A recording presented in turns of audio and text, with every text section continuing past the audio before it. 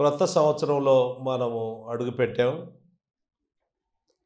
పోయిన సంవత్సరం ఎలా ఉంటుందో అనే విషయం మనకు ప్రారంభంలో తెలియదు. అనుభవించిన తర్వాతనే మనకు తెలుస్తుంది. దేవునికైతే అన్నీ తెలుస్తాయి. అన్నీ నిర్ణయించేది, తెలిసేది మాత్రమే కాదు, నిర్ణయించేది కూడా ఆయనే. మనకు ఏమీ తెలియదు. ఏమీ తెలియదంటే భవిష్యత్తును గూర్చిన విషయం ఏమైపోతుందో, ఎలా ఉండబోతుంది, 2024వ సంవత్సరం ఎలా ఉండబోతుందో మనకు తెలియదు. జనరల్గా మనం ఊహించుకోవచ్చు. నేను ఆరోగ్యంగా ఉంటే ఇది అది చేస్తానని కొన్ని తీర్మానాలు చేసుకోవచ్చు, ఇలాంటి పనులు చేయొచ్చు. కానీ ఎలా ఉండబోతుందో మనకు తెలియదు.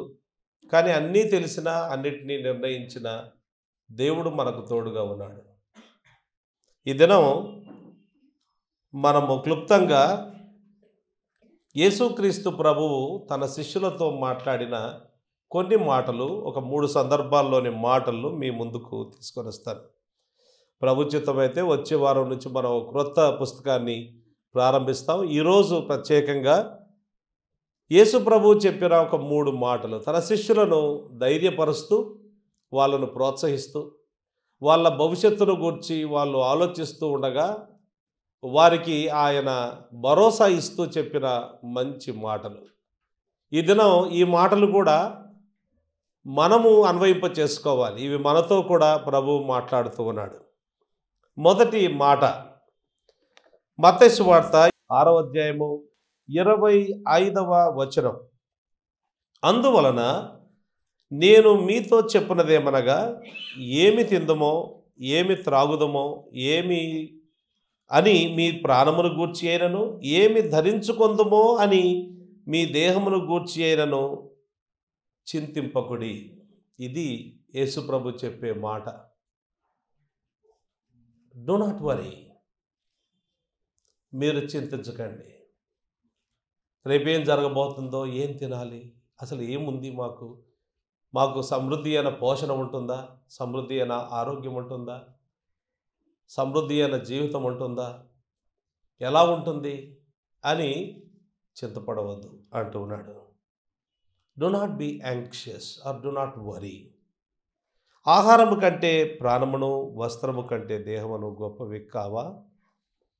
తర్వాత 31వ వచనానికి వస్తే, కాబట్టి ఏమి తిందుమో, ఏమి త్రాగుదమో, ఏమి ధరించుకొందుమో అని చింతింపకుడి. మరలా చెప్తున్నాడు యేసుప్రభు. ఒకసారి చెప్తే సరిపోదా? సరిపోద్ది. 6వ అధ్యాయము 31వ వచనం. కాబట్టి ఏమి తిందుమో, ఏమి త్రాగుదమో, ఏమి ధరించుకొందుమో అని చింతింపకుడి. అన్యజనులు వీటన్నిటి విషయమై విచారిస్తారు. ఆ తర్వాత 34వ వచనం, రేపటిని గూర్చి చింతింపకుడి. ఎంత బలంగా, ఎంత తీవ్రంగా యేసుక్రీస్తు ప్రభు ఈ మాటలు తన శిష్యులతో చెబుతున్నాడో మనం గమనించాలి. ఇదే మాటలు ఆయన శిష్యులమైన మనతో కూడా చెబుతూ ఉన్నాడు. Do not be anxious, do not be anxious, do not be anxious. లేదా యాంగ్షియస్ అంటే అర్థం కాకపోతే do not worry, don't worry అంటారు కదా. Don't worry. యేసుప్రభు చెప్తున్నాడు, don't worry, don't worry, don't worry.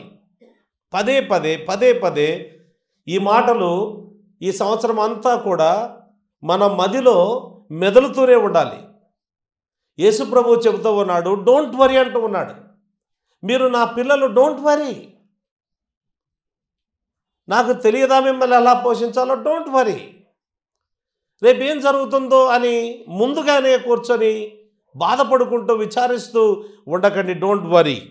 Worry అనే మాట, ఈ మాటకు గ్రీక్ భాషలో మెరిమ్నావో అంటారు. మెరిమ్నావో అంటే టు డివైడ్ ద మైండ్ అని అర్థం. సింపుల్గా డివైడెడ్ మైండ్ అని అర్థం. 2 తలంపుల మధ్య తడబడుతూ ఉంటారు చూడండి, అలాంటి వారికి స్థిరత్వం ఉండదు. స్థిరత్వము లేని మనస్సు. 2 తలంపుల మధ్య దేవుడు సహాయం చేస్తాడో చేయడో, చేస్తాడో చేయడో, నాకు ఆరోగ్యం ఉంటుందో ఉండదో, నాకు పోషణ ఉంటుందో ఉండదో, ఈరోజు ఉన్న పరిస్థితి రేపు ఉంటుందో ఉండదో, నా కుటుంబం ఈరోజు సంతోషంగా ఉంది రేపు ఉంటుందో ఉండదో. అలా ఉన్న వాళ్ళకు ఏమైనా ఆనందం ఉంటుందా? ఏమీ ఉండదు. డివైడెడ్ మైండ్తో ఉండడం. యాకోబు పత్రికలో ఈ విధంగా వ్రాయబడింది అలాంటి వ్యక్తిని గురించి. 1వ అధ్యాయంలో, యాకోబు పత్రిక 1వ అధ్యాయము 7-8 వచనాల్లో, అట్టి మనుష్యుడు ద్విమనస్కుడై తన సమస్త మార్గముల యందు అస్థిరుడు గనుక ప్రభు వలన తనకేమైనా దొరుకునేది తలంచుకొని రాదు. ఈజ్ డబుల్ మైండెడ్, డివైడెడ్ మైండ్తో ఉన్నవాడు. అలా ఉన్నవాడు తన సమస్త ప్రయత్నములలో మార్గములలో అస్థిరుడుగా ఉంటాడు. He is unstable in all things. Divided మైండ్తో. యేసు ప్రభు శిష్యులు అలాంటి పరిస్థితుల్లో ఉన్నారు. ఈ దినం మనము ఇలాంటి పరిస్థితుల్లో ఉంటే, అస్థిరులముగా ఉంటే, ద్విమనస్కులముగా ఉంటే, ఈ సంవత్సరం నాకేం కలగబోతుందో, నా భవిష్యత్తు ఎలా ఉండబోతుందో అని చింతతో, బాధతో, వేదనతో అలాంటి పరిస్థితుల్లో నీవు ఉంటే యేసు ప్రభు అంటూ ఉన్నాడు, నీవు అలా ఉండకూడదు, ద్విమనస్కుడవుగా ఉండకూడదు.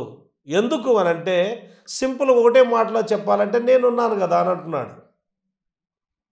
నేనుండగా మీరు ఎందుకు ఆలోచన చేస్తున్నారు అలాగా? ప్రపంచవ్యాప్తంగా చింత అనేది చాలా పెద్ద సమస్యనట. అనేకమైన మానసిక రుగ్మతలకు అది దారితీస్తూ ఉంది. ప్రస్తుతం చాలామంది మానసిక వ్యాధితో బాధపడుతూ ఉన్నారు. మానసిక వ్యాధి అని అంటే డౌన్ సిండ్రోమ్ ఉండడమో, అంటే మనకి తెలిసిన పరిస్థితులు ఉంటాయి కదా, ఓపెన్గా కనబడతాయి. అప్పట్లో మనం అదే అనుకునే వాళ్ళం. ఇప్పుడు అలా కాదు. మీరు ఎవరిని ముట్టుకున్నా కానీ వాళ్ళు ఏదో విధంగా చెప్తారు. అమెరికాలోనైతే ఎంతోమంది ఏదో విధంగా మెడిసిన్ వేసుకుంటూ తమ జీవితాన్ని గడుపుతూ ఉన్నారు. నువ్వు కొంచెం లావ్ అయ్యావే అనంటే కూడా తప్పట. లావ్ అయ్యావే అంటే ఏమైపోతుంది అనంటే, నా బాడీ షేమ్ చేస్తున్నావు, నన్ను ఈ విధంగా మాట్లాడుతూ ఉన్నావు, నన్ను అవమానపరుస్తూ ఉన్నావు అని గుండె పగిలిపోద్దట, అతుక్కోదటగా. ఏమి జీవితము, ఏమి జీవితం! మనుషులు ఎంత వీక్ అయిపోయారో. హైదరాబాద్లో నేను మన న్యూస్ పేపర్లో చదివా, హైదరాబాద్లో ఐటీ రంగంలో పనిచేసే వాళ్ళ మధ్యలో విపరీతమైన మానసిక ఒత్తిడి ఉండడం వల్ల చాలామంది సైకియాట్రిక్ ప్రాబ్లమ్స్ ఫేస్ చేస్తున్నారట. వాళ్ళకు తగినంత ట్రీట్మెంట్ ఇవ్వడానికి డాక్టర్లు లేరట.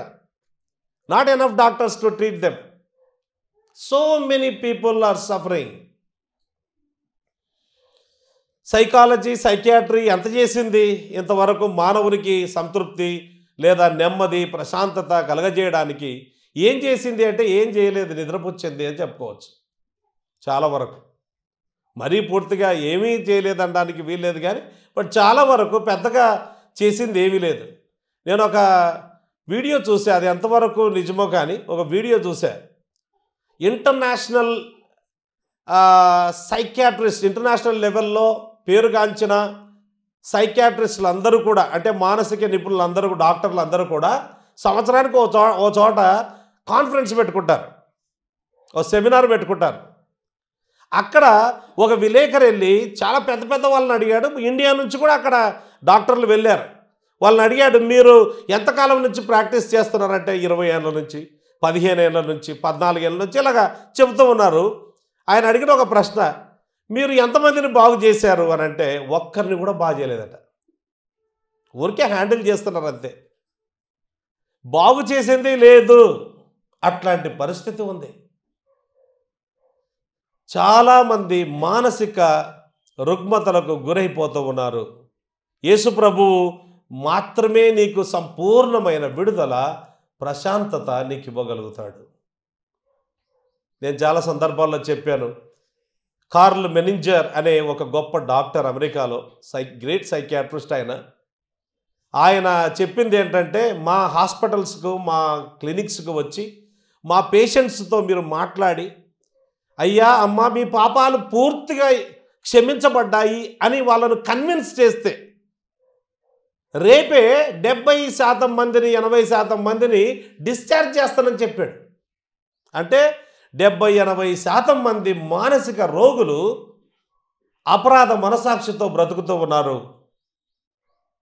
రకరకాల సమస్యలతో వారు బ్రతుకుతూ ఉన్నారు. కనుక ఇలాంటి పరిస్థితి, so much of worry, divided mind, ఇలా చేయాలి అలా చేయాలి. ఒకరు ఈ చైన్ పట్టుకొని ఇలా లాగుతుంటే ఇంకొకరు ఈ చైన్ పట్టుకొని ఇలా లాగుతుంటే మధ్యలో మనిషి ఎలా ఫీల్ అవుతాడో అలా లోపల మనసులో ఫీల్ కావడం. That is divided mind. యేసుప్రభు అంటున్నాడు, మీరు చింతించకండి, చింతపడకండి, మీరు చింతపడకండి, మీరు చింతపడకండి అంటూ ఉన్నాడు. మనమేమంటామంటే, అవును వచ్చే కొంచెం ఒక నెల అయిన తర్వాత నేను చింతపడను, ఈ ఒక్క నెల మాత్రం చింతపడేది ఉంది, అంటే కొంచెం కొన్ని పరిస్థితులు ఉన్నాయి, ఇవి సర్దుకున్న తర్వాత నేను చింతపడను అంటే, ఒక ఆయన అన్నాడు, చేస్తున్న పని సేమ్ పని చేసుకుంటూ డిఫరెంట్ రిజల్ట్స్ వెతకడం అనేది ఫూలిష్నెస్ అని అన్నాడు. నువ్వు పని మార్చాలి, నువ్వు చింత మానాలి అని అంటే పని మారాలి.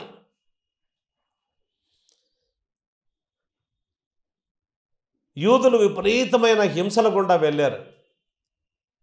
జర్మనీ దేశంలో కాన్సన్ట్రేషన్ క్యాంప్స్ అనేవి ఉంటాయి. ఆ క్యాంపులో ఉన్న కోరీ టెన్ బూమ్ అనే ఒక యువతి, ఆమె అందులో నుంచి బయటకు వచ్చింది, బయటపడింది. ఆ తర్వాత ప్రపంచమంతా తిరుగుతూ సాక్ష్యం చెప్తూ సువార్త చేసింది. Big lady. ఆమె ఏమనిందంటే, చింత అంటే ఏంటి అర్థమయ్యేటట్టుగా చెప్తాను అని ఒక కోడిక ఇట్లా మోస్తూ వీపు మీద వేసుకొని 50 కిలోల బరువు పెట్టుకున్నట్టుగా ఫీల్ కావడమే చింత. నువ్వు బరువు మోసేది ఎంత? కోడికి అంత.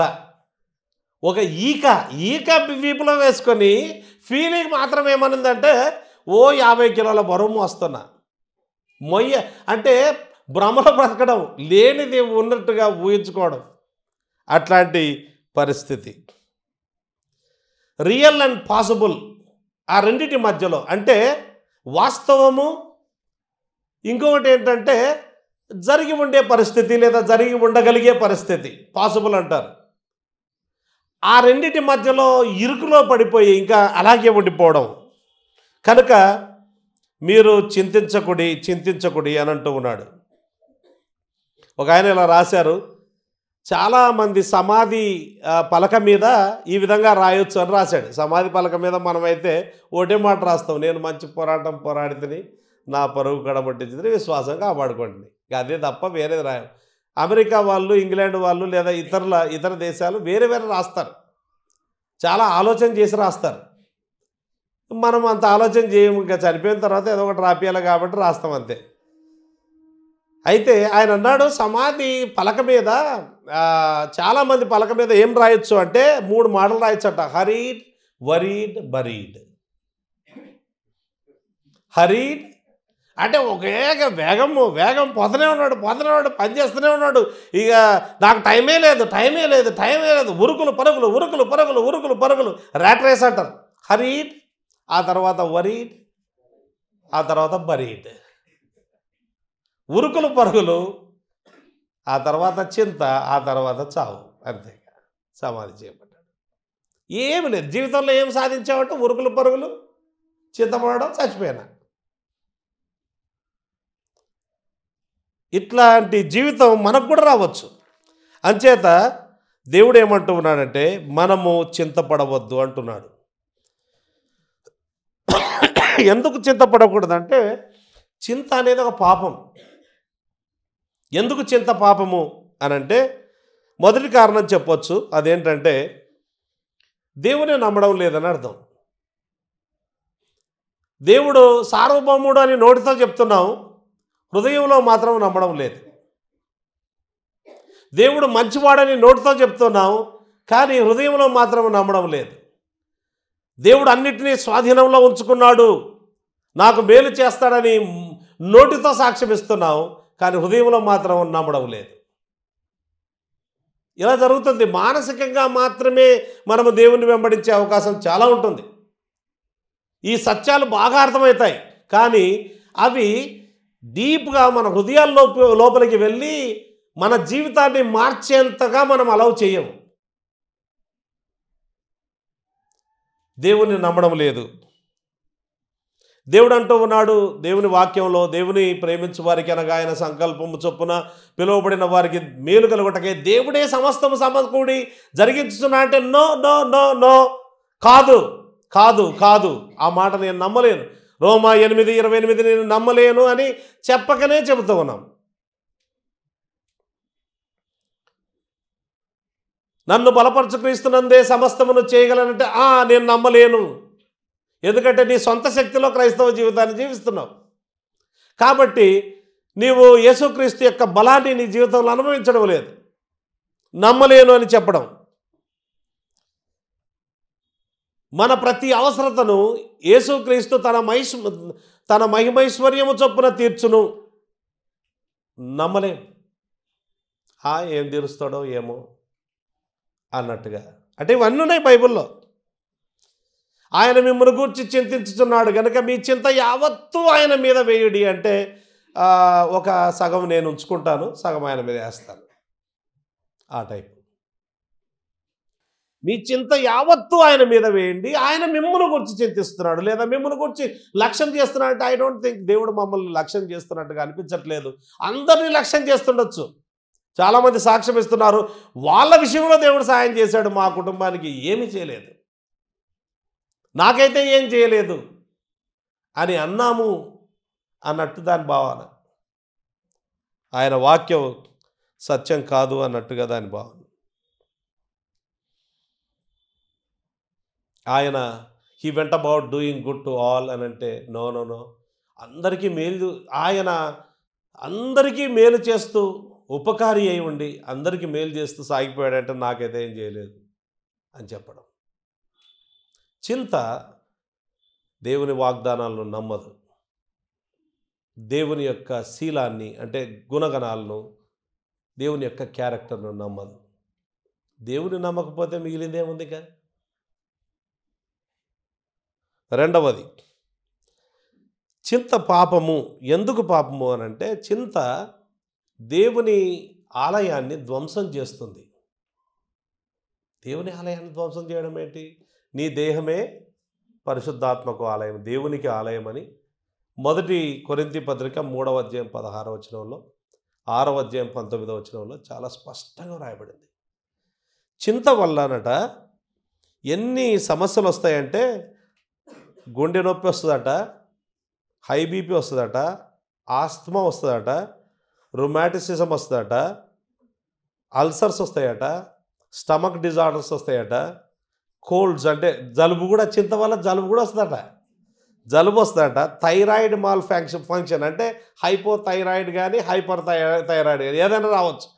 కుదురుగా ఉండదు, అది కుదురుగా ఉండాలి కదా, ఉండదు. పైకి ఎక్కువగా కావడం, తక్కువగా కావడం. తర్వాత కొంతమందికి మైగ్రేన్ హెడేక్స్ వస్తాయట, ఆర్థరైటిస్ వస్తుందట, కొంతమందికి బ్లైండ్నెస్ కూడా వస్తుందట, పాల్పిటేషన్స్ వస్తాయట, గుండె వేగంగా కొట్టుకుంటున్నట్టు అట్లా పాల్పిటేషన్స్ వస్తూ ఉంటాయి, అవి జరుగుతూ ఉంటాయి. Back and neck pain, neck pain వస్తుందట. ఫెటీగ్, ఊరికనే అలసిపోవడం, ఏం పని చేయకూడదు అలసిపోవడం, టీ తాగి అలసిపోవడం అంటే ఎంత దారుణం అండి. అట్లా ఊరికనే అలసట అదొక వ్యాధి, అలసట అనే వ్యాధి. వామిటింగ్ ఫీలింగ్ వస్తుందట ఎక్కువైతే, కాన్స్టిపేషన్ అవుతుంది, ఆపోజిట్గా డయేరియా వస్తుందట, డిజినెస్ వస్తుందట, ఇన్సామ్నియా, నిద్రలేమి, allergies and more etcetera etcetera అంటే మొదలైనవి. ఇప్పుడు ఎన్ని చదివినా కొన్నే చదివినా, ఇంకా మొదలైనవి అంటే ఏమేమి ఉన్నాయో. ఇదంతా సర్వేలో బైబుల్ ఏమంటారు డాక్టర్స్ చేసిన స్టడీస్లో తేలిన విషయాలు ఇవి. వీటన్నిటిని మనం కొని తెచ్చుకోవడమే కదా, మన దేహాన్ని నాశనం చేసుకోవడమే కదా. ఇది పరిశుద్ధాత్మ ఆలయం అయితే దీన్ని ధ్వంసం చేసేది ఎవరు? మనమే. మన చింత ద్వారా మనం ధ్వంసం చేస్తూ ఉన్నాము. మూడవదిగా చింత పాపము. ఎందుకు పాపం అవుతుంది అనంటే చింత సంబంధాలను నాశనం చేస్తుంది. దేవునితో నీకున్న సంబంధాన్ని నాశనం చేస్తుంది. నీ కుటుంబంతో నీకున్న సంబంధాన్ని నాశనం చేసి ఎప్పుడూ చింతపడుతూ ఉంటే కుటుంబంలో నెమ్మది ఉంటుందా? భర్త ఎప్పుడు చింతపడుతున్నాడు అనుకోండి, భార్యకు నెమ్మది ఉంటుందా? భార్య ఎప్పుడు చింతపడుతుంది అనుకోండి, భర్తకు నెమ్మది ఉంటుందా? పిల్లలకు నెమ్మది ఉంటుందా? అవిశ్వాసులతో మీ సంబంధం ఎప్పుడు చూసినా ఏడు మొహం ఉంటే అవిశ్వాసులు ఏమనుకుంటారు? వీళ్ళ దేవుడు చాలా చేతగానాడేమో అని అనుకోరా? ఖచ్చితంగా అనుకుంటారు. ఆ కష్టంలో కూడా దేవుడు ఉన్నాడనే ధైర్యంతో ముందుకు సాగిపోతే గొప్ప సాక్ష్యం అది. ఒకసారట అమెరికాలో ఒక ఆయన చర్చి ముందు నిలబడి బయట వాళ్ళని పిలుస్తారు అన్నట్టు, రండి చర్చికి రండి, కొద్దిసేపులు కూర్చోండి అని పిలుస్తూ ఉంటారు. పిలుస్తుంటే ఒక ఆయన అలా దారిలో వెళ్తూ ఉండే వ్యక్తి వచ్చాడట. వచ్చి ఏంటయ్యా నీ సమస్య అని అడిగాడట. నాకేం సమస్య లేదే, చర్చిలోనికి పిలుస్తున్నా అంటే నీ మొహం చూస్తే లోకంలోని సమస్యలన్నీ నీ మీదనే ఉన్నాయేమో అన్నట్టుగా అనిపిస్తుంది. అంటే 7 కోట్లు ముఖం పెట్టుకొని చర్చికి రమ్మంటే ఎవరు వస్తారండి? నాకే సమస్యలు ఉన్నాయి, ఇంకా నీ సమస్యలు ఏమి తీర్చగలను నేను అన్నట్టుగా ఉంటుంది. అందుకే యేసు ప్రభు అంటూ ఉన్నాడు, it is a sin, don't do it. ఇంతవరకు మీరు చింతిస్తూ ఉంటే స్టాప్ ఇట్ రైట్ నౌ. ఒకవేళ ఇంతవరకు చింతించకుండా ఉంటే ఇక ముందు చింతించవద్దు, అవసరం లేదు. అదేమన్నా మేలుకరమైన విషయమా? డెవలప్ చేసుకోవాలి, నేను ఈ సంవత్సరం కొంచెం బాడీ బిల్డింగ్ చేయాలి అనేది కానీ, లేకపోతే మంచి ఎక్కువ చదవాలనేది మంచి పనులు అవన్నీ. చింత అనేది మంచి పని ఏం కాదు. Don't you ever develop such thing అని ఆయన తెలియచేస్తూ ఉన్నాడు. కనుక యేసుప్రభు మనతో చెబుతున్నది ఏంటంటే మీరు చింతపడకండి అని చెబుతూ ఉన్నాడు. చాలా స్పష్టంగా మనతో ఆ మాటలు యేసుప్రభువు తెలియజేస్తూ ఉన్నాడు. మీరు చింతపడకండి, మీరు చింతపడకండి. ఎందుకు చింతపడవద్దు అని మనము ఆలోచన చేస్తే ఇక్కడ యేసుప్రభు అంటూ ఉన్నాడు, మీరు చింతపడి ఏం చేస్తారు చెప్పండి అని అన్నాడు. చింతపడితే ఏమన్నా మార్పులు వస్తాయా? మూరెడు ఎక్కువ చేసుకోగలరా అని అన్నాడు. అంటే ఏంటంటే చింతపడినందువల్ల మీకు 70 ఏళ్ళు నిర్ణయించబడ్డాయనుకోండి, చింతపడితే 80 ఏళ్ళు అవుతాయా? అయితే చింతించు, ఏం పర్వాలేదు. నీ జీవిత పరిమాణాన్ని ఏమన్నా కొంచెం పెంచుకునే అవకాశం ఏమైనా ఉందా? ఏమీ లేదు. యూ విల్ నెవర్, ఒక్క ఇంచు, ఒక్క డే కాదు, ఒక్క 1 సెకండ్ కూడా నీవు దాటి జీవించలేవు. దేవుడు నిర్ణయించిన జీవితాన్ని ఒక్క సెకండ్ కూడా నీవు దాటిపోలేవు. కనుక ఇట్ ఈస్ మీనింగ్లెస్ చెప్పాలి అని అంటే. Inconsistent, that's not right. Worry is inconsistent, worry is irrational.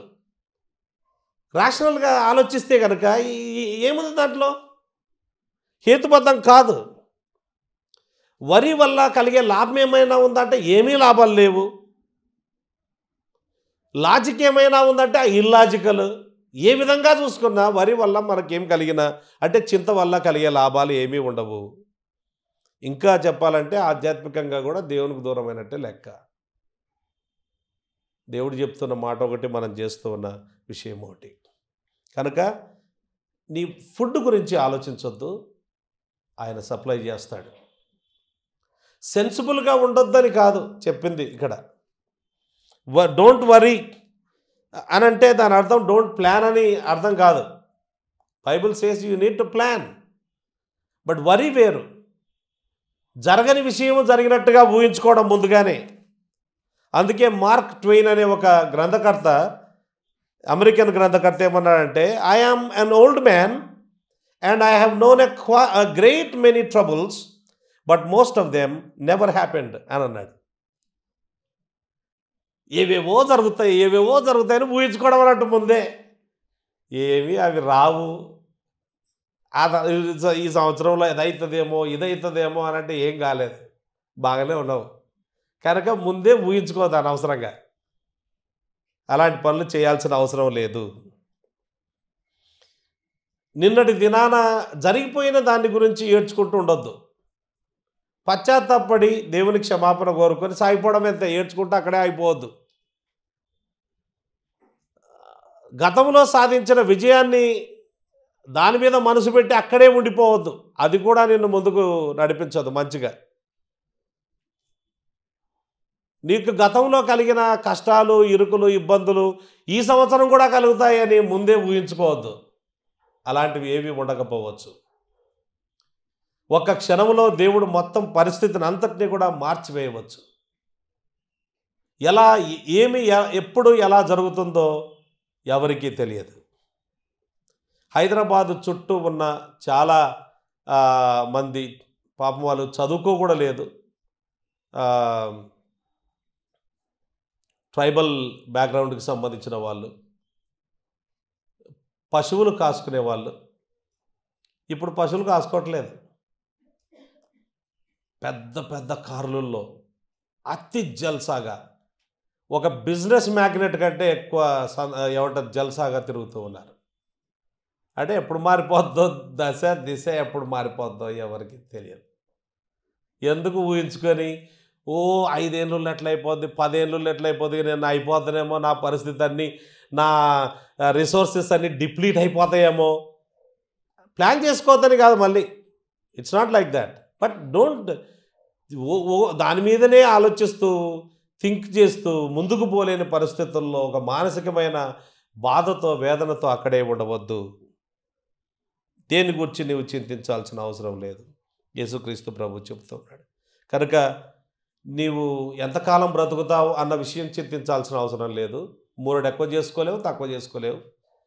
నీ దేహానికి కావలసిన అన్నపానములు, వస్త్రాలు, దీని గురించి కూడా చింతించాల్సిన అవసరం లేదు. ఫలాని వాళ్ళు మంచి వస్త్రాలు వేసుకున్నారు, నేను ఎప్పుడు వేసుకోవాలి అలాంటి వస్త్రాలు, ఆలోచించొద్దు. ఏం అవసరం లేదు. నువ్వు ఊరికే మామూలుగా దేవుని యొక్క సహాయం కోరి పని చేసుకుంటూ చదివేటోళ్ళు అయితే చదువుకుంటూ పోవడమే అంతే మన పని.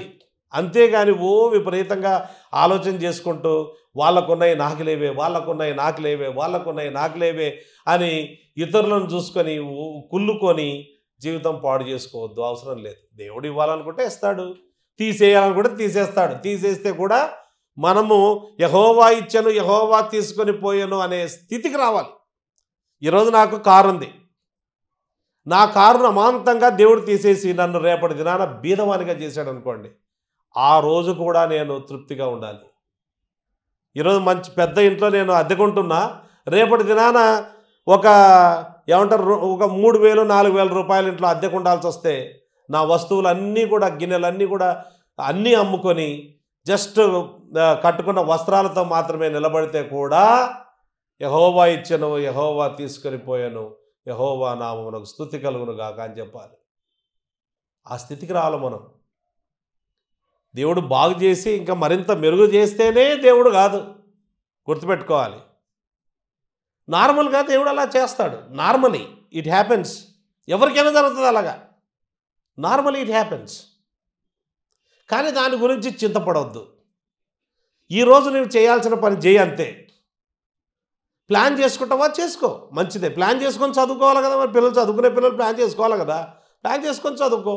లేదా ప్లాన్ చేసుకొని ఏదైనా ఏమంటాం ఒక మంచి స్థలం కొనుక్కో, లేకపోతే ఇంకోటి చేసుకో, నో ప్రాబ్లం, ప్లాన్ చేసుకో. బట్ నీ ఆశ అంతా, నీ జీవితం అంతా వాటి మీదనే పెట్టకూడదు. యేసుప్రభు అంటున్నాడు, డు నాట్ వరీ. ఎందుకు అనంటే, మీ పరలోకపు తండ్రి ఎట్లా పోషిస్తున్నాడో మీరు చూడట్లేదా? పక్షులను పోషిస్తున్నాడు. వస్త్రాల గురించి అనుకుంటున్నారా? సొలొమోను సైతము అడవి గడ్డికుండే ఆ అందము, అడవి ఆ కలర్స్ చూడండి. మామూలుగా కొన్ని మన పెరట్లో ఉండే ఫ్లవర్సే చూడండి, వాటి అందము మన ఈ కళ్ళకు కూడా కనబడుతుంది. కానీ ఇంకా మైక్రోస్కోప్ పెట్టి చూస్తే కనుక ఎట్లా అద్దాడు దేవుడు అని అనిపిస్తుంది. కొన్నిసార్లు నేను ఈ పక్షులను చూసినప్పుడు అనిపిస్తుంది, ఈ లేడీస్కి చీరలు ఈ కలర్, ఈ కలరు, ఆ కలర్, ఆ కలర్, ఈ కలరే ఎట్లా ఎవరు నిర్ణయిస్తారు? ఈ పక్షులను చూసి కానీ నిర్ణయిస్తారేమో. అక్కడ ఎల్లో కలర్ ఉంటుంది, ఇంకో గ్రీన్ ఉంటుంది, లేదా పింక్ ఉంటుంది. దేవుని సృష్టిలో అద్భుతమైన కలర్స్ ఉన్నాయి. దేవుని సృష్టి చూస్తే ఆ పక్షులను చూడండి, లేదా అడవి గడ్డిని చూడండి, ఏమైనా మోదుగు పూలు మన ఈ రాష్ట్రంలో, తెలంగాణ రాష్ట్రంలో ఎంత అందంగా ఉంటాయి. వాటి కలర్ ఎవరు తీసుకురాగలుగుతారు? అద్భుతం.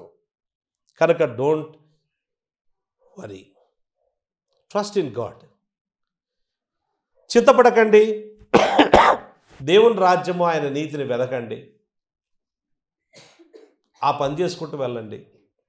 లాస్ట్లో అన్నాడు, రేపటిని గూర్చి చింతపడవద్దు, రేపటి దినము దాని సంగతులను గూర్చి చింతించును, ఏనాటికి ఏడో ఆనాటికి చాలును. అంటే రేపటి దినాన కష్టం వచ్చిందనుకో, ఆ రోజు దేవుడు ఆ కష్టాన్ని జయించడానికి కృప ఇస్తాడు. డోంట్ వరీ, నువ్వేం కంగారు పడాల్సిన అవసరం లేదు. అది అసలు ఆ కష్టం వస్తుందో రాదో కూడా తెలియదు, రాకపోవచ్చు కూడా. మోస్ట్ ఆఫ్ దెమ్, మనం అనుకున్న కష్టాలు మోస్ట్ ఆఫ్ దెమ్ రావు. కనుక ఏనాటికి ఏడు ఆనాటికి చాలంటే ఆ రోజు ఇస్తాడే దేవుడు కృప. నువ్వేం వరి కావద్దు. దాని గురించి ముందే చింతపడుతూ ప్రస్తుతము నీవు పొందుకోవలసిన తృప్తి, పొందుకోవలసిన సమాధానం, పొందుకోవలసిన నెమ్మది, దీన్ని పోగొట్టుకోవద్దు. భవిష్యత్తు గురించి ఆలోచించుకుంటూ కొంతమంది ఏం చేస్తారంటే ఒకటే సంపాదిస్తుంటారు. ఆ తర్వాత రిటైర్మెంట్ అయిన తర్వాత దేశ విదేశ ప్రయాణం చేద్దాం అనుకుంటారు, కాలు చేతులు అప్పటికే సరిగా ఆడవు. అర్థమవుతుందండి? ఇప్పుడే పోయి రావాలా? విదేశీ ప్రయాణం ఏమైనా ఉంటే, దేశీ ప్రయాణం ఏమైనా ఉంటే, అక్కడెక్కడ తిరగాలనుకుంటే వయసున్నప్పుడే తిరగాలి. పెట్టుకొని దాన్ని అంతా కూడబెట్టుకొని ఆ తర్వాత కర్ర పట్టుకొని నడిస్తే పైకి అయ్యన్ నగర్ కొండ ఎక్కమన్నారు అనుకోండి, ఎక్కుతావా? ఎక్కలేవు కదా. జీవితం ఆల్రెడీ స్పాయిల్ చేసుకున్నట్టు లెక్క. దేవుడు నేటి దినాన నీకు ఇచ్చిన సంతోషాన్ని, ఆనందాన్ని పోగొట్టుకోవద్దు. రెండవ విషయాన్ని జ్ఞాపకం చేసుకుందాం. యోహాను సువార్త 14వ అధ్యాయం. యోహాను సువార్త 14వ అధ్యాయం. ఇక్కడ యేసుప్రభు తన శిష్యులతో చాలా బాధలో ఉన్నారు, వాళ్ళు దుఃఖంలో ఉన్నారు. యేసుప్రభు చనిపోతానని చెప్పాడు, ఆయన వెళ్ళిపోతున్నానని చెప్పాడు. పేతురుతో అంటే నువ్వు ఎక్కడ పోతే నేను అక్కడికి వస్తానని చెప్పాడు పేతురు. నువ్వు రాలేవయ్యా, ఇప్పుడు తర్వాత వస్తావు కానీ ఇప్పుడు రాలేవు ఈ మార్గంలో అంటే, ఎక్కడ పోయినా వస్తానన్నాడు. యేసుప్రభు అన్నాడు, ఈ రాత్రే కోడి కూయక మునుపు ముమ్మారు నీవు నన్ను ఎవరో తెలియదని బొంకుతావు అని యేసుప్రభు చెప్పాడు. అది సీన్. యేసుప్రభువు తాను ఈ లోకము నుండి తండ్రి యొద్దకు వెళ్ళవలసిన గడియ వచ్చనని గ్రహించి పస్కా పండుగకు ముందే ఎరిగిన వాడై లోకములోనున్న తన వారిని ప్రేమించి వారిని అంతము వరకు ప్రేమించెను. హి loved them unto the end. తన శిష్యులను ఎంతగానో ప్రేమించి వాళ్ళ బాగును దృష్టిలో పెట్టుకొని ఈ మాటలు చెప్తున్నాడు. 14వ వచనంలో, 14వ అధ్యాయం 1వ వచనం, మీ హృదయమును కలవరపడనీయకుడి. మొదటిది ఏంటండి? చింతింపకుడి. రెండవది, మీ హృదయమును కలవరపడనీయకుడి. కలవరపడడం అంటే సముద్రము ఇట్లా రేగుతుంటుంది కదండి. విపరీతమైన తుఫాను వచ్చినప్పుడు పరిస్థితి ఎలా ఉంటుంది? అది కలవరం. యేసు పుట్టాడు, యూదులకు రాజు పుట్టాడు అన్న విషయము తెలియగానే హేరోదును అతనితో కూడా ఉన్న వారందరూ కలవరపడిరి. ఏం ఫీల్ అయ్యి ఉండొచ్చు ఊహించుకోండి. అదే కలవరం అంటే. ఏమైద్దో నేను కాక ఇంకొక రాజు పుట్టాడట, ఏమైపోతుంది, నా సింహాసనం ఉంటుందో లేదో. అతగాడు సింహాసనముకు ఎవరు అడ్డమొస్తే వాళ్ళని చంపేశాడు. భార్య అడ్డమొస్తే భార్యను చంపేశాడు. పిల్లలు అడ్డమొస్తారు అనుకొని ఊరికే ఊహించుకొని పిల్లల్ని చంపేశాడు. పిల్లల్నే హేరోదు మహారాజు పిల్లల్ని చంపేశాడు, తన సొంత పిల్లల్ని.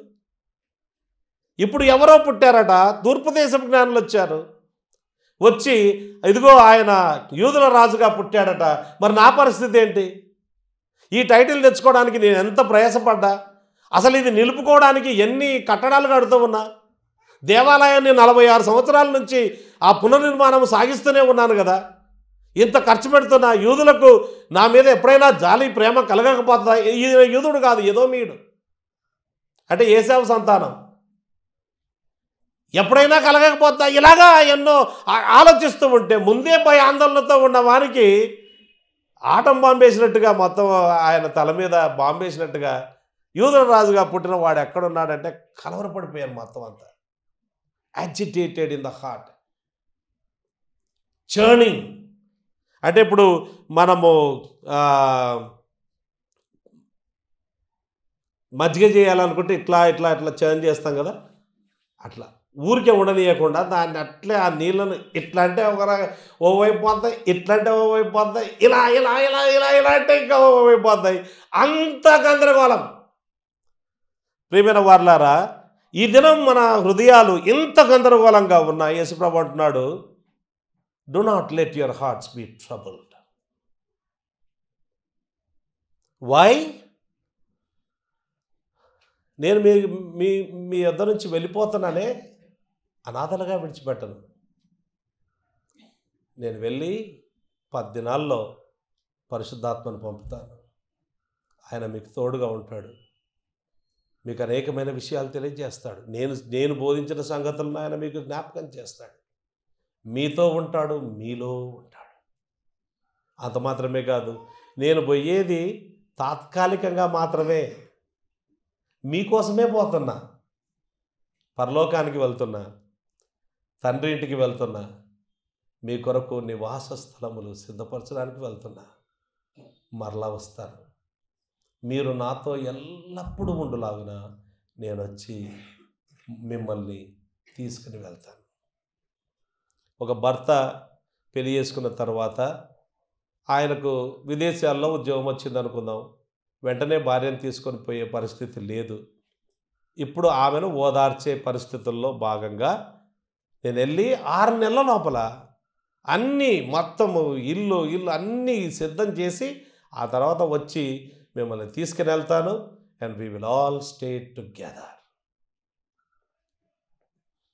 యేసుప్రభు అంటున్నాడు, నేను మిమ్మల్ని విడిచిపోవడం అనేది తాత్కాలికం మాత్రమే. అయినా నా స్థానములో నా పని చేయగలిగినంత ఆ పనిని పరిశుద్ధాత్మునికి అప్పచెప్తూ ఉన్నాను. ఆయన వచ్చి మీతో మీలో ఉంటాడు. ఆదరణకర్త ఆయన మిమ్మల్ని ఆదరిస్తాడు, మిమ్మల్ని ఓదారుస్తాడు, మీకు బోధిస్తాడు, మీకు సహాయం చేస్తాడు. మీకోసమే ఆయనను తీసుకొని పంపించబోతూ ఉన్నాను, మరలా వస్తా అని చెప్తున్నాడు. కనుక భవిష్యత్తును గూర్చి చింతపడాల్సిన అవసరం లేదు. ప్రభువు మన కోసం పరలోకంలో సిద్ధపరుస్తూ ఉన్నాడు. నివాస స్థలాలు వస్తాడు, మరలా తీసుకుని వెళ్తాడు.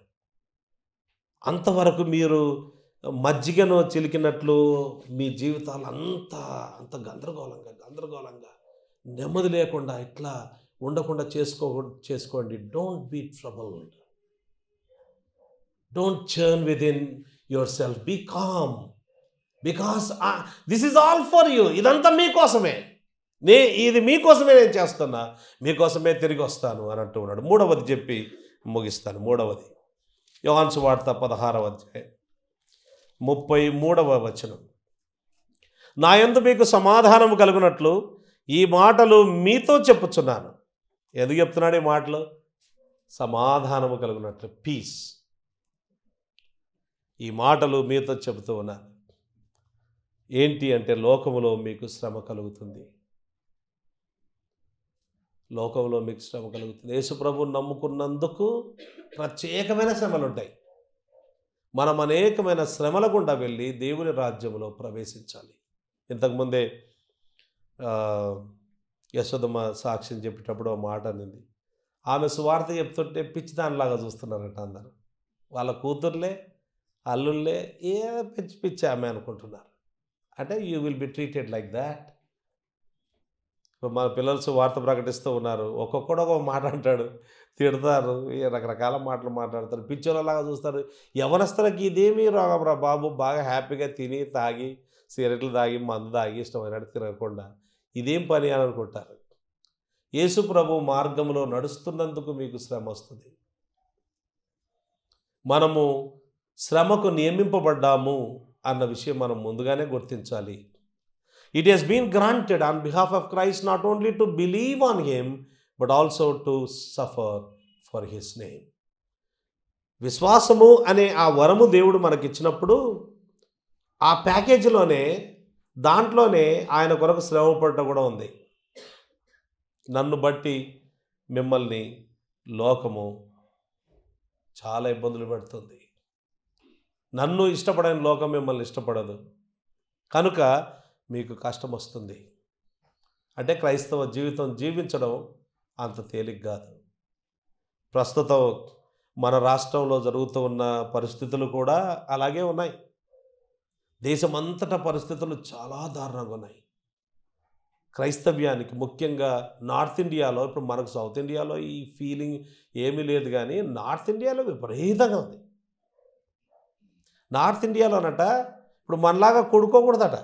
ఓన్లీ డినామినేషనల్ చర్చెస్ మాత్రమే కూడుకోవాలి. మిగతా వాళ్ళను వచ్చి పోలీసులు వచ్చి వ్యతిరేకంగా వాళ్ళను ఆపు చేస్తున్నారట. నా ఇంట్లో నేను గృహకూడిక పెట్టుకుంటే ఒప్పుకోరట. పోలీస్ పెద్ద పెద్ద ఆఫీసర్స్ వచ్చి ఆపేస్తారట. వాళ్ళు యాక్చువల్గా కాపాడాలి. ఈ దేశంలో మనకంటూ ఒక ఏమంటారు, రాజ్యాంగంలో మనకంటూ హక్కులు ఉన్నాయి. మత స్వాతంత్రం హక్కు ఉంది. మనం ఇష్ట దేవతను, మనం ఏ దేవుణ్ణి కావాల్స్తే ఆ దేవుణ్ణి మనం ఇష్టపూర్వకంగా సంతోషంగా మనము ప్రేమించవచ్చు, ఆ దేవుని గురించి ప్రకటించవచ్చు. ఇతరులను అవమానపరచకుండా, ఇతరులను కించపరచకుండా నీ మతాన్ని గురించి నువ్వు ప్రకటించుకోవచ్చు, తప్పులేదు. కానీ రాజ్యాంగం ఎక్కడుంది ఈ దేశంలో అన్నట్టుగా ఉంది పరిస్థితి. చాలా దారుణమైన పరిస్థితుల్లో ఉన్నాం.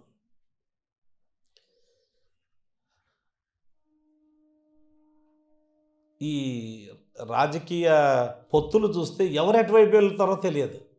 ఓటేసేటప్పుడు జాగ్రత్తగా ఓటేయండి, జాగ్రత్త ఓటేయాలి. ఈ దృష్టిలో పెట్టుకుని ఓటేయాలి. నువ్వు ఇష్టపడి నాకు ఈ పార్టీ అంటే ఇష్టం కాబట్టి వేస్తాను కాదు. ఏ పార్టీ అయితే ప్రజాస్వామ్యాన్ని కాపాడుతుందో, లౌకికంగా ఉంటుందో ఆ పార్టీని దృష్టిలో పెట్టుకొని వేయాలి. ఏ పార్టీకి వేస్తే వీళ్ళ పొత్తుల్లో వీళ్ళు ఎక్కడ పోయే అవకాశం ఉంది అనేది కూడా చూసుకోవాలి. These people make decisions. వీళ్ళు డెసిషన్స్ తీసుకుంటారు, ఎంపీలు డెసిషన్స్ తీసుకుంటారు. ఈజీగా డెసిషన్స్, ఏ డెసిషన్ కావాల్సి, ఏ తీర్మానం కావాల్స్తే ఆ తీర్మానం చేస్తూ ఉన్నారు. జాగ్రత్త. ఇంకా మనకు రాలేదు. ఒకవేళ ఇప్పటికే ఇంతకుముందు ఇప్పుడు మేము గ్రామాల్లో సువార్త చేసినట్టుగా లేదు ఇప్పుడు పరిస్థితి. డిఫికల్ట్గా ఉంది పరిస్థితి. రాను అదంతా ఎలా ఉందంటే చాప కింద నీరులాగా నడుస్తుంది. ఎక్కువ మన రాష్ట్రాల్లో, ఈ సౌత్ ఇండియన్ స్టేట్స్లో డైరెక్ట్గా ఓపెన్గా జరగట్లేదు. చాలా వరకు చాప కింద నీరులాగా మనకు తెలియకుండానే అన్నీ జరిగిపోతూ ఉన్నాయి. జాగ్రత్త. యేసుప్రభు అన్నాడు, ఈ లోకంలో మీకు శ్రమ కలుగుతుంది, అయినను ధైర్యం తెచ్చుకోండి. మూడవది, ధైర్యం తెచ్చుకోండి. Be of good cheer. ఎందుకు? I have overcome the world అన్నాడు. నేను లోకాన్ని జయించి ఉన్నా. మరణాన్ని జయించిన ఏకైక వీరుడు, సాతానుని జయించిన ఏకైక వీరుడు, లోకాన్ని జయించిన ఏకైక వీరుడు, ఆయన జయములో మనకు పాలించిన ఏకైక వీరుడు యేసుక్రీస్తు ప్రభు. బైబిల్లో రాయబడింది, we are more than conquerors in him who loved us అని రాయబడింది. మనల్ని ప్రేమించిన వారి ద్వారా మనం అత్యధిక విజయము పొందుచున్నాము. సువార్తను ఎవరు ఆపలేరు. ఆపినట్టు కనపడుతుంది. నార్త్ ఇండియాలో ఆపగలుగుతారేంటి? ఊరికే అట్లా కనపడుతుంటుంది బయటికి, లోపల జరుగుతాయి పనులు. చైనాలో విపరీతంగా హింసించారు. అండర్ గ్రౌండ్ చర్చెస్ ఎదిగినంతగా ప్రపంచంలో ఎవరు ఎదగలేదట. Fastest growing church is China church, under ground.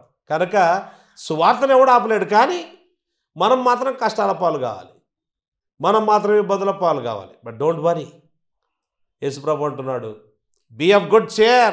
ధైర్యం తెచ్చుకోండి. కారణం ఏంటంటే నేను లోకాన్ని జయించిన, నేనే అధికారిని.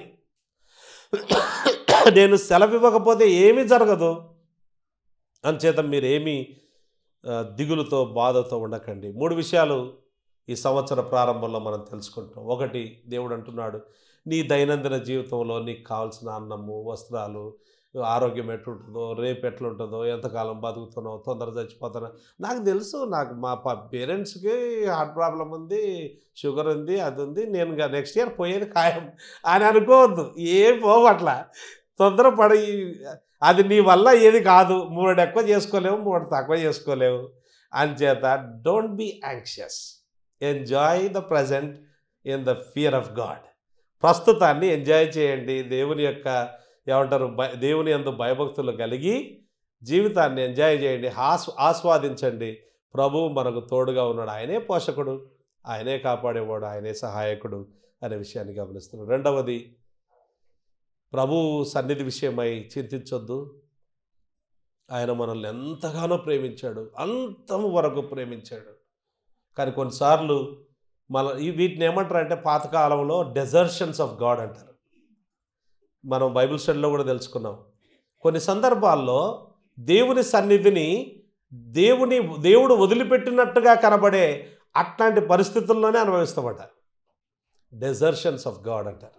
కనుక ఇది మీ కొరకే నేను చేస్తూ ఉన్నాను, మీ ఆదరణ కొరకు. మిమ్మల్ని ఏం వదిలిపెట్టలే, అనాథలుగా వదిలిపెట్టలేదు. నేను మళ్ళీ వస్తా, మీకోసమే రాబోతూ ఉన్నా, మీకోసమే వెళ్తూ ఉన్నా అని చెప్పాడు. అంత మాత్రమే కాదు, ఈ లోకంలో మీకు సమాధానం కలుగునట్లు మాటలు చెప్తున్నా. ఈ లోకంలో మీకు శ్రమ కలుగుతుంది, కలుగుతుందేమో కూడా కాదు, కలుగుతుంది. ఆయనను బట్టి బాగా బ్రతికితే ఇంకా అంతే, ఆఫీస్లో ఖచ్చితంగా you will be the target. అయినా పర్వాలేదు, నేనే విక్టర్ అంటారు. కళ్ళు మూసుకోండి, ప్రార్థన చేసుకుందాం.